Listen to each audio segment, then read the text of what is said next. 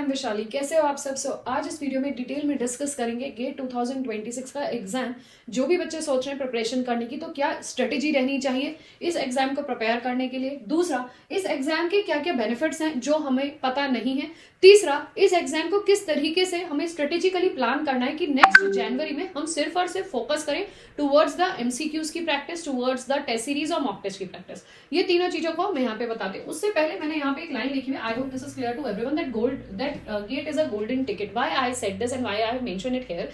इसका रीजन ये है कि कल मेरी एक स्टूडेंट से बात हुई, तो ऐसे ही वो स्टूडेंट मेरी 2023 बैच की थी and she qualified the gate.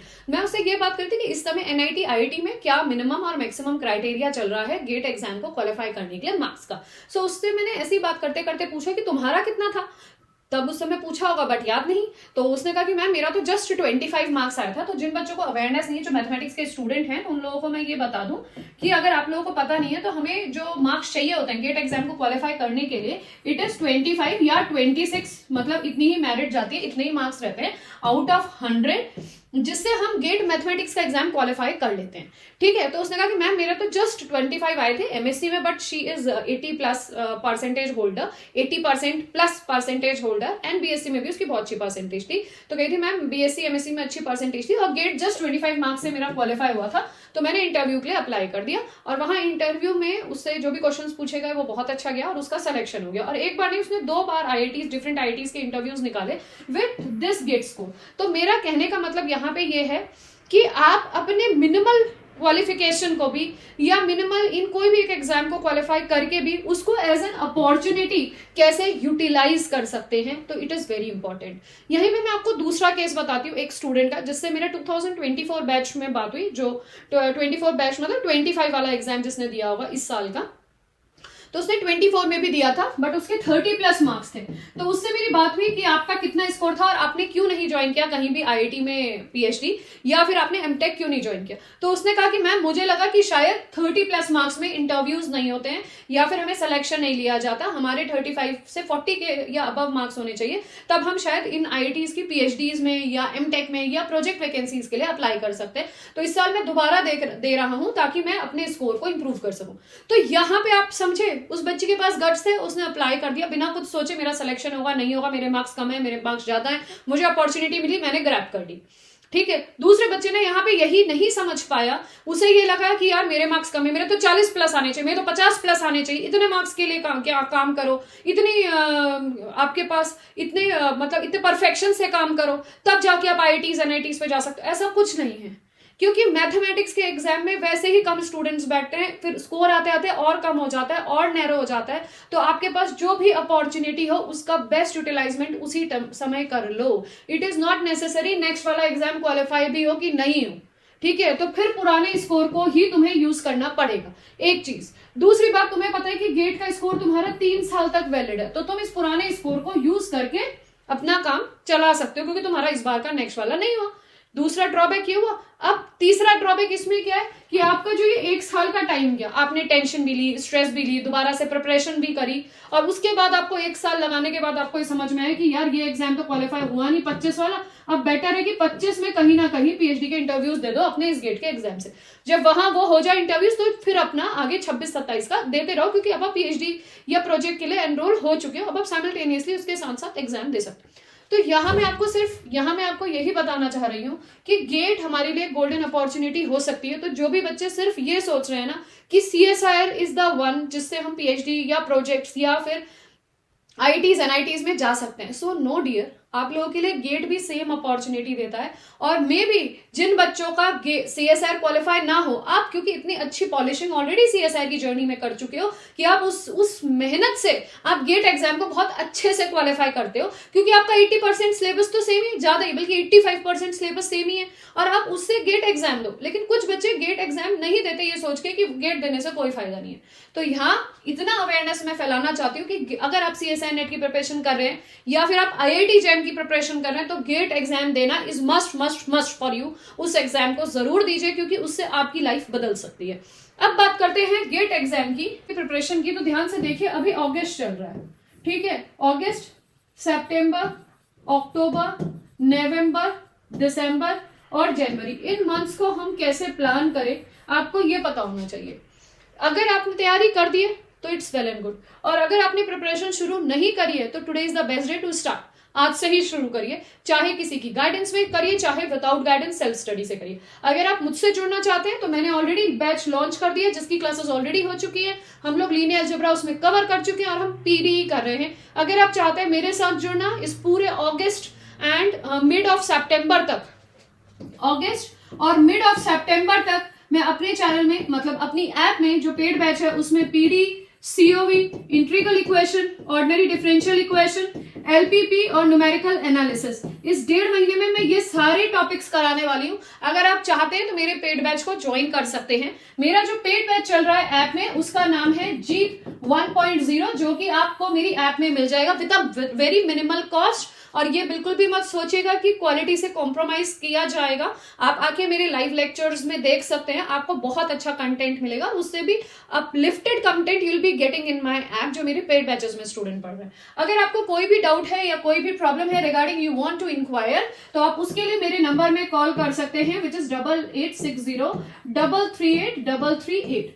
जो मेरी ऐप है उसमें जाके डायरेक्टली आप इन कोर्सेज के लिए एनरोल भी कर सकते हैं, जो मेरी ऐप का नाम है which is the learn and grow, learn and grow. इसमें जाके आप ज्वाइन कर सकते हो। क्लियर? अब बात करते हैं अपनी कि हमारा रोड मैप क्या रहना चाहिए। तो देखो अगस्त, सितंबर और अक्टूबर, इन 3 महीने में, ये फर्स्ट 3 मंथ में आपको सिर्फ कॉन्सेप्ट बिल्डिंग पे काम करना है। जैसे अगर मैं एग्जाम्पल लूं, पीडी का पहला टॉपिक हमारे पास आता है लीनियर, ठीक है, लीनियर पीडी। इस लीनियर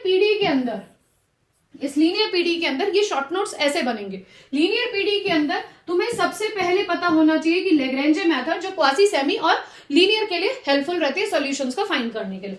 तो हमें यहाँ पे लेग्रेंजे मेथड का कॉन्सेप्ट आना चाहिए कि ऑक्सिलरी इक्वेशन, इसके 4 टाइप्स और इसका सॉल्यूशन कैसे लिखा जाता है। उसके बाद हमारा जो पहला क्वेश्चन, इस तरीके के क्वेश्चन इन टॉपिक से बन सकते हैं, इस तरीके का क्वेश्चन बनेगा। तो ये कॉन्सेप्ट अपना या फिर ये जो नोट्स है शॉर्ट नोट्स में एड ऑन होना चाहिए। दूसरे शॉर्ट नोट में पॉइंट आना चाहिए कि टाइप्स ऑफ सॉल्यूशंस, हमारे पास हम जो सॉल्यूशंस हैं वो किस तरीके से डिफरेंट टाइप से हम रिप्रेजेंट करते हैं। जैसे कि u is equals to C1 and v is equals to C2, phi uv is equals to 0। इस तरीके से 4 तरीके से हम सॉल्यूशंस को रिप्रेजेंट करते हैं, हमें ये पता होना चाहिए।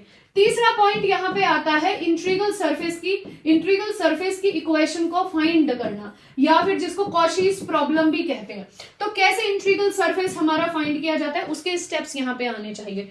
चौथा पॉइंट आपका आता है ऑर्थोगोनल सरफेस। इंटीग्रल सरफेस पे जो ऑर्थोगोनल सरफेस हो रहा है, मतलब जो सरफेस परपेंडिकुलर है इंटीग्रल सरफेस के, तो अगर आपके पास ऑर्थोगोनल सरफेस से रिलेटेड कॉन्सेप्ट आए या एग्जाम में क्वेश्चन आए तो आप कैसे उसकी इक्वेशन फाइंड करोगे, ये आपका बनता है चौथा पॉइंट।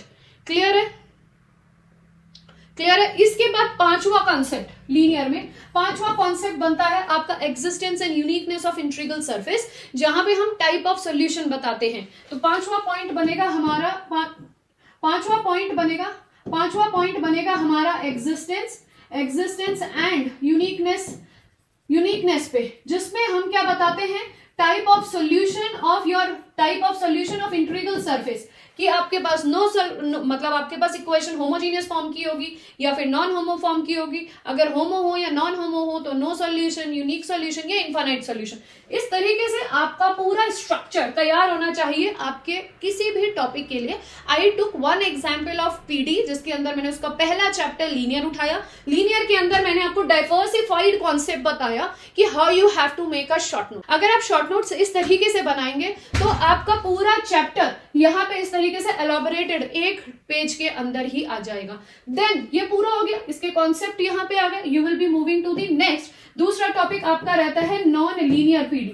अब आप नॉन लीनियर पीडी पे काम करिए कि नॉन लीनियर पीडी के अंदर 2 टॉपिक पढ़े जाते हैं। एक पढ़ा जाता है कॉम्पिटेबल सॉल्यूशन के ऊपर, एक पढ़ा जाता है चारपिट मेथड के ऊपर। तो यहाँ पे पहला क्वेश्चन और दूसरा क्वेश्चन, ठीक है। तो अब इससे यहाँ पे कॉम्पिटेबल सॉल्यूशंस और यहाँ पे आ गया चारपिट मेथड। अब इसमें चारपिट के फर्दर 4 टाइप्स हैं कि चारपिट किस तरीके से लगाया जाता है, वो सारे स्टेप्स यहाँ पे आने चाहिए कि चारपिट को किस तरीके से लगाया जाता है। लेकिन चारपिट को सॉल्व करने के लिए शॉर्टकट्स भी हैं, that is type 1, type 2, type 3, type 4। वो 4 चीजें आपकी यहाँ पे लिखी होनी चाहिए। अगर आप किसी भी चैप्टर को इतनी डिटेलिंग में पढ़ रहे हैं ना, तो यहाँ पे 3 चीजें तैयार हो रही है। अगर CSR का एग्जाम दे रहे हो तो हेल्पफुल है, गेट का एग्जाम दे रहे हो तो हेल्पफुल है, NBHM का एग्जाम दे रहे हो तो आपको इसमें हेल्पफुल रहेगा, आप किसी प्रोजेक्ट की वैकेंसी के लिए इंटरव्यू दे रहे हो तो आपको हेल्पफुल रहेगा, आप किसी भी इंटरव्यू को दे रहे हो पीएचडीज के हैं, एमटेक के हैं, तो this is also going to help you. साथ में अगर आप कहीं पे पीएचडी कर रहे हैं, वहां पे आपको असिस्टेंट ट्रेनिंग दी जाएगी, टीचर्स ट्रेनिंग, तो आप किसी को पढ़ा सकते हो,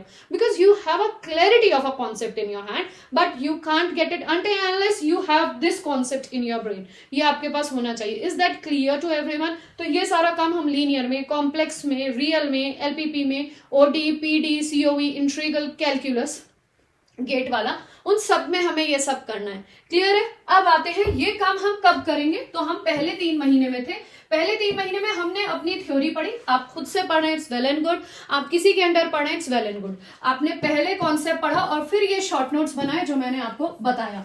ठीक है, this is one thing. Moving to the next, ये handwritten formulas notes for one day. हमेशा याद रखिएगा, जितने क्रिस्प आपके शॉर्ट नोट्स होंगे उतना बार बार आप उसको रिवाइज करेंगे। तो यहाँ 2 चीजें हुई, तो क्रिस्प शॉर्ट नोट्स इज मतलब छोटे बनेंगे और उनका बार बार रिविजन। रिविजन कब होगा? साथों साथ। आज क्लास खत्म हुई, 8 शॉर्ट नोट्स बन गए। ये मैं हमेशा अपनी क्लासेस में कहती हूँ, जो मेरी पेड बैच की क्लासेस चल रही है, कि जिस दिन मैं जो चीजें 2.5-3 घंटा लेके पढ़ा रही हूँ, उसका सेम डे जाओ शॉर्ट नोट्स बनाओ। शॉर्ट नोट्स कैसे बनाए जाते हैं हर एक टॉपिक के मैं हर दिन बताती हूँ, कि आज लीनियर है तो ऐसे शॉर्ट नोट्स, आज नॉन लीनियर है तो ऐसे short notes, but I am not going to give them, they have to make it, but I have to push them. वो काम मेरी क्लासेस में होता है, आप चाहें तो ज्वाइन करके मेरी क्लासेस ऐप में देख सकते हैं। ठीक है, तो ये हमें क्लियर हो गया, ये काम हम पहले 3 महीने में करेंगे। Now moving to the next 4th और 5th मंथ पे। तो यहाँ पे हमारा अगस्त, सितंबर और अक्टूबर निकल गया, नवंबर और दिसंबर में। अब नवंबर और दिसंबर में हम क्या करेंगे, जितना भी कंप्लीट सिलेबस है उसका सिस्टमैटिकली रिवीजन होता रहेगा, प्लस उसके 10 साल के जो भी एग्जाम गेट का दे रहे हो या सीएसआई नेट के, दोनों के कंबाइंड क्वेश्चंस आप करते रहो, तो ज्यादा नंबर ऑफ क्वेश्चंस मिलेंगे। 10 साल के क्वेश्चंस आपको करने हैं। ठीक है, और अपनी स्पीड को ध्यान रखना है और टाइम मैनेजमेंट को ध्यान रखना है, ये चीज ध्यान रखिएगा। तो यहाँ पे मेरा अक्टूबर खत्म हुआ था, यहाँ नवंबर दिसंबर खत्म हो गया। अब मेरा जो लास्ट मंथ है, इसको छोड़ दो, यहाँ मेरा जो लास्ट मंथ है दैट इज 5th, यहाँ खत्म हो रहा है 6th month, this is my January. अब मेरा जनवरी चल रहा है, तो जनवरी में देखो, जनवरी में अब मैं क्या फोकस करूंगी, सिर्फ और सिर्फ रिविजन में और टेस्ट सीरीज में फोकस करूंगी, क्योंकि यहाँ पे 3 महीने में ऑलरेडी सब्जेक्ट के कॉन्सेप्ट बिल्डिंग कर चुकी हूँ। जो बचा खुचा सब्जेक्ट बिल्डिंग होगा वो बाकी 2 महीने में हो जाएगा, है ना। और साथ में ये शॉर्ट नोट्स जो पिछले 3 महीने में हुए वो यहाँ कंटिन्यूसली रिवाइज होंगे, तो यहाँ पे आने तक तो वो शॉर्ट नोट्स टिप्स में आ जाएंगे, समझ रहे हो। तो आप भी एक टीचर बन चुके हो, अगर इस तरीके से आप पढ़ रहे हो तो you are also building yourself as a faculty. आप कहीं भी जाके बहुत कॉन्फिडेंटली पढ़ा पाओगे इस जर्नी के थ्रू।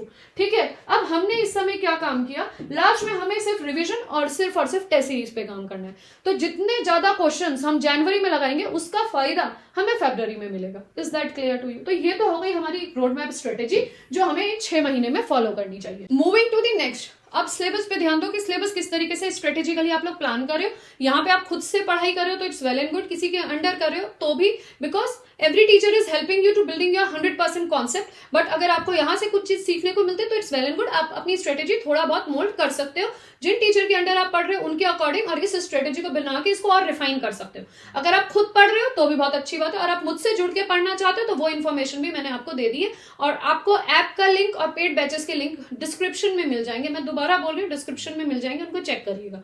अब आते हैं, देखिए मैथमेटिक्स के सिलेबस को अगर ध्यान दें तो सबसे फर्स्ट जो हमारा यहाँ पे सिलेबस है वो कैलकुलस का पोर्शन दिया गया है। ठीक है, अब यहाँ पे गेट से फोकस्ड अगर बात करें तो कैलकुलस हमारी 3 पार्ट में डिवाइड होती है। This is the vector calculus, differential calculus और इंटीग्रल कैलकुलस।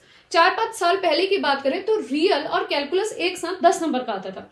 अब कैलकुलस डोमिनेट हो रहा है, मतलब कि कैलकुलस ही खुद 8 से 9 नंबर का आ रहा है, और रियल कम होते होते 4, 3, 5 ऐसे नंबर का आ रहा है। ठीक है, और जो कैलकुलस के क्वेश्चन होते हैं वो अप्लाइड टाइप के होते हैं, आपको क्वांटिटेटिव अप्रोच चाहिए होती है, तो वहां फॉर्मूलाज की बिल्डिंग कॉन्सेप्ट और उस थ्योरी को पढ़ना आपको आना चाहिए। Then calculus will be a game changer and will be a marks gainer for you. तो ध्यान दीजिएगा कौन कौन से इसमें टॉपिक्स आएंगे। देखिए, फंक्शन ऑफ 2 और मोर variables, continuity, directional derivative, partial derivative, total derivative, maximum, minimum, यहां से लेके ये पूरा लैग्रेंज मल्टीप्लायर, ठीक है, ये पूरा इतना portion, this all is covering along your differential calculus के अंदर। आपको पास फंक्शन ऑफ सेवरल वेरिएबल आप रियल में पढ़ते हो सीएसआई में, वहां प्रिपरेशन कर रहे हो तो अच्छे से करो। उसमें पार्शियल डेरिवेटिव्स और आपके डायरेक्शनल डेरिवेटिव्स, उसके बाद मैक्सिमा मिनिमा कॉन्सेप्ट, ये सारे क्वेश्चंस मैंने सीएसआई में आपको अभी लास्ट एग्जाम में कराए हैं, जो जुलाई में हुआ है, वही सेम चीजें यहाँ पे भी आती है। तो वही कॉन्सेप्ट है, क्वेश्चंस और प्रिपेयर कर लो, लैग्रेंज मल्टीप्लाई है ना, ये सब चीजें यहाँ और तैयार कर लो। अब इसमें जो नेक्स्ट है अपना है वो इंटीग्रल कैलकुलस। इंटीग्रल कैलकुलस के अंदर पहले आपको सिंपल पता होना चाहिए कि डबल और ट्रिपल इंटीग्रल के अंदर क्या क्या आता है, क्या इनके फॉर्मूलाज हैं। सिंपल डबल और ट्रिपल इंटीग्रल डायरेक्ट भी आ जाते हैं, कभी कभी फंक्शन दे दिया और डायरेक्ट आपसे इंटीग्रल पूछ लिया। कभी कभी इनकी एप्लीकेशन आ जाती है एरिया निकालने के लिए डिफरेंट डिफरेंट शेप से रिलेटेड। तो आपको ये दोनों टाइप के क्वेश्चन आने चाहिए। क्लियर हुआ?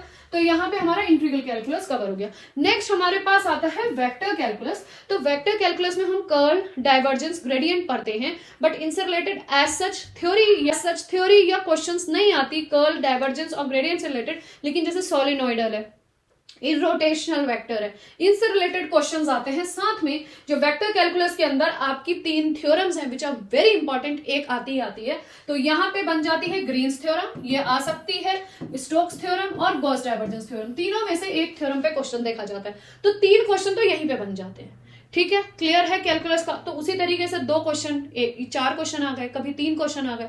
तो इस तरीके से जो कैलकुलस है हमारी वो 6 से 8 नंबर की एग्जाम पे आती है। क्लियर है? चलो अब नेक्स्ट टॉपिक पे बात करते हैं जो कि है लीनियर अलजेब्रा। लीनियर अलजेब्रा की अगर बात करें तो लीनियर अलजेब्रा आपका 10 मार्क्स का एग्जाम में आता है। ठीक है, 10 मार्क्स का एग्जाम में आता है। ये बहुत ही आपके लिए इंपॉर्टेंट रोल प्ले करता है, क्योंकि आपको ये पता होना चाहिए कि लीनियर अलजेब्रा आपका 9 से 10 मार्क्स का आ रहा है। कम से कम 7 से 8 क्वेश्चन आपको लीनियर अलजेब्रा के, या 6 से 7 क्वेश्चन कर लो, लीनियर अलजेब्रा के एग्जाम में आते हैं। 2-3 क्वेश्चन आपके 1-1 नंबर के, बाकी 2 या 3 क्वेश्चन आपके 2-2 नंबर के। जो टॉपिक लीनियर अलजेब्रा का आप लोग पढ़े हो आईआईटी में, आईआईटी जैम के एग्जाम में, सीएसआई नेट में, वही सेम गेट का भी। और लीनियर अलजेब्रा को आपको थॉरोली पढ़ना है ताकि आप कम से कम 6 मार्क्स इस एग्जाम में, 6 से 8 मार्क्स इस टॉपिक से टारगेट कर सके। तो कितना लंबा लीवेज आपने ले लिया, समझ रहे हो? कितनी बड़ी अपॉर्चुनिटी आपको मिल गई। 25 मार्क्स तक तो पहले लाओ, फिर आगे आगे आधे आधे करके और आगे बढ़ो, है ना। सेम इसमें कौन कौन से टॉपिक है, वही मोटे मोटे जो अगर हम ले तो वेक्टर स्पेसेस का पूरा टॉपिक अच्छे से होना चाहिए। फिर आ जाते हैं हम लीनियर ट्रांसफॉर्मेशन का दूसरा topic which is very important. फिर उसके बाद आइगन वैल्यूज, आइगन वेक्टर्स का पूरा टॉपिक बहुत ही इंपॉर्टेंट है। डायगोनलाइजेशन विच इज वेरी इंपॉर्टेंट। फिर उसके बाद ऑर्थोगोनलाइजेशन, ऑर्थोनॉर्मलाइजेशन, ये हम इनर प्रोडक्ट के अंदर ही पढ़ते हैं, ये हमें पता है। इसके बाद हमारी जो ये फॉर्म्स रहती हैं, जेसी फॉर्म्स, बाइलिनियर फॉर्म्स और क्वाड्रेटिक फॉर्म्स। तो ये 7 टॉपिक हमारे ये यहाँ लीनियर की विच इज वेरी इंपॉर्टेंट, जो आपको पूरी टॉप टू बॉटम आना चाहिए। 2, ये हो गया आपका 3, ये हो गया 4, ये हो गया 5, ये इसी के अंदर आ गया, ये हो गया 6, ये हो गया 7 और ये हो गया 8। इन चीजों को बहुत ही डिटेल में आपको पढ़ना है ताकि मैक्सिमम आउटपुट आप इस टॉपिक से निकाल सकें। Moving to the real analysis. Real analysis के अंदर जो टॉपिक्स आपके लिए आपको काम पे आने, क्योंकि बहुत सारे कनेक्टेडनेस, कॉम्पैक्टनेस, कंप्लीटनेस, इसके क्वेश्चंस किसी किसी से बन जाते हैं, मोस्ट ऑफ द स्टूडेंट से नहीं बनते। तो जो मेनली टॉपिक्स आपको फोकस करने हैं रीएनालिसिस में, इस sequence series of functions, this is the first topic जिसपे आपको फोकस करना है। दूसरा क्वेश्चन टॉपिक जिसपे आपको फोकस करना है इस पावर सीरीज, गेट के पॉइंट ऑफ व्यू से।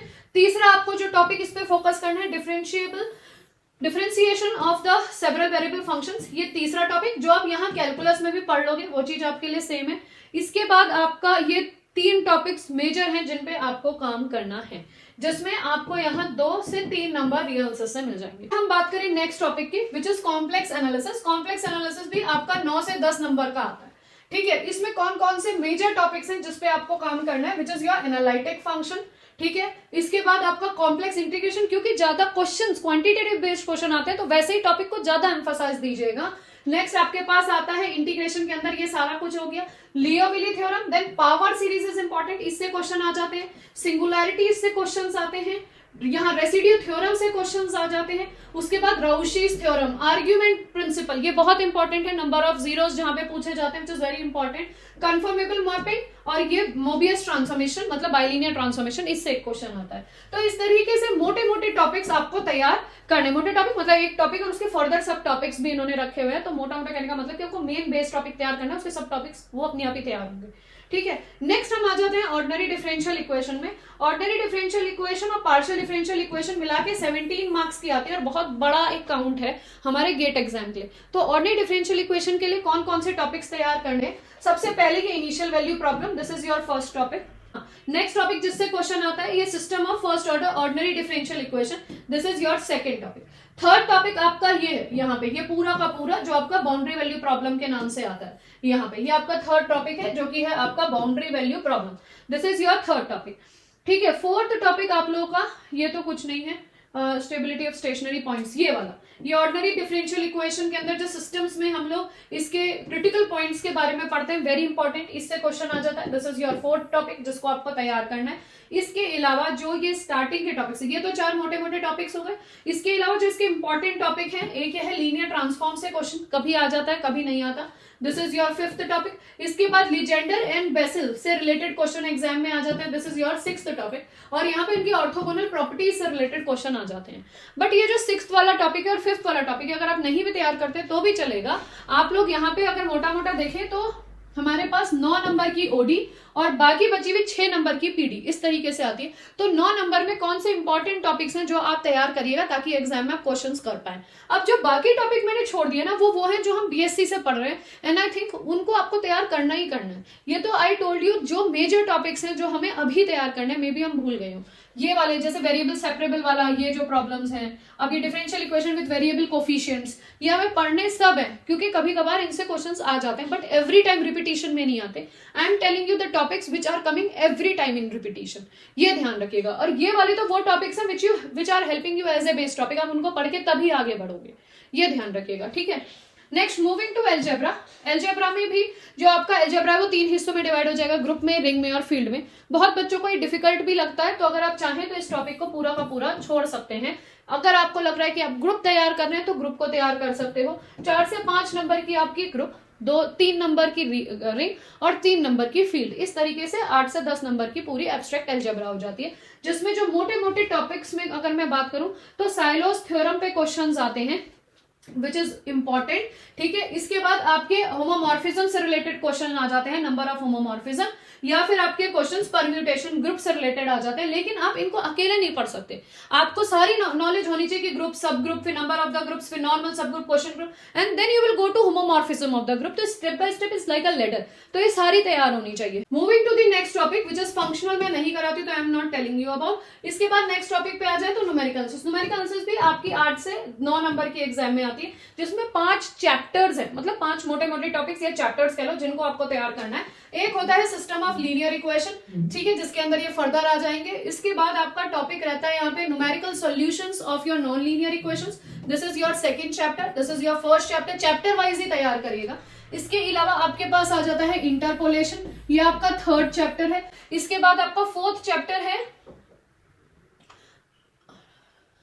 इसके बाद आपका फोर्थ चैप्टर है this numerical differentiation and error, this is your fourth chapter, and fifth chapter is your this numerical solutions of initial value problem, this is your fifth chapter. ये 5 chapters हैं जो आपको तैयार करने हैं। इनको आप पहले तैयार कर लिए तो सीएसआर में भी इनके क्वेश्चंस आते हैं, और अगर आप पहले से तैयार कर ले तो सीएसआर में भी आपका एक क्वेश्चन फंस जाएगा, एक या मुश्किल से 2। और अगर आप गेट के लिए तैयारी कर रहे हैं तो सीएसआर के बाद रिविजन करने के लिए और ब्रशअप करने के लिए आपको आसान हो जाएगा। ठीक है, moving to PD. PD 6 number की आती है, तो पीडी के भी 5 टॉपिक हैं जो मेजर हैं। सबसे पहले आपका हुआ लीनियर पीडी, ठीक है, जो आपका लैग्रेंजे वाला मैंने आपको बताया था। उसके बाद आपका second order partial differential equation in 2। उसके बाद नेक्स्ट आपका classification and canonical forms which is very important, जिससे क्वेश्चन एग्जाम में आते हैं, दूसरा टॉपिक। इसके बाद तीसरा टॉपिक, इसमें एक नॉन लीनियर पीडी का टॉपिक रहता है जो हम सीएसआर में पढ़ते हैं, बट वो इसमें नहीं है, अपने गेट के लिए नहीं है। ठीक है, इसके बाद आपके 3 टॉपिक रहते हैं, हेट इक्वेशन, वेव इक्वेशन, और इसके बाद आपकी आ जाते हैं यहाँ पे Laplace and Fourier transform. Topology में नहीं कराती हूँ। एलपीपी की बात करें तो एलपीपी में हमारे पास मोटे मोटे 5 टॉपिक्स हैं जिनको हमको तैयार करके जाना है। एलपीपी भी आपकी 8 से 9 नंबर की एग्जाम में आती है। तो इसमें यहाँ पे आप देख सकते हो, तो सबसे पहला टॉपिक इसका रहता है ग्राफिकल मेथड, दूसरा इसमें रहता है सिंप्लेक्स मेथड जिससे क्वेश्चन आ जाते हैं, तीसरा इसमें रहता है डुअलिटी, ये आपका तीसरा टॉपिक होगा, चौथा होगा आपका ट्रांसपोर्टेशन प्रॉब्लम, और पांचवा आपका रहेगा असाइनमेंट प्रॉब्लम। इन पांचों टॉपिक को करके आप इसमें से मैक्सिमम मार्क्स गेन कर सकते हो। सो आई होप आप लोगों को पूरा क्लियर हो गया होगा कि किस तरीके से आपको इन टॉपिक्स को तैयार करना है। अब बात करें अगर एग्जाम की, तो टेस्ट पेपर आपका कंप्यूटर बेस्ड होता है, 3 घंटे का एग्जाम होता है, 30 डिफरेंट सब्जेक्ट्स में एग्जाम कराया जाता है, जनरल एप्टीट्यूड और आपका सेलेक्टेड सब्जेक्ट एग्जाम में आता है। जो क्वेश्चंस का पैटर्न देखा गया वो एमसीक्यू टाइप, एमएसक्यू टाइप और न्यूमेरिकल आंसर टाइप रहता है, और जो आपका टेस्टिंग एबिलिटी है वो देखना चाहते हैं कि आप किस तरीके से एप्लीकेशन बेस्ड कॉन्सेप्ट समझ सकते हैं या नहीं।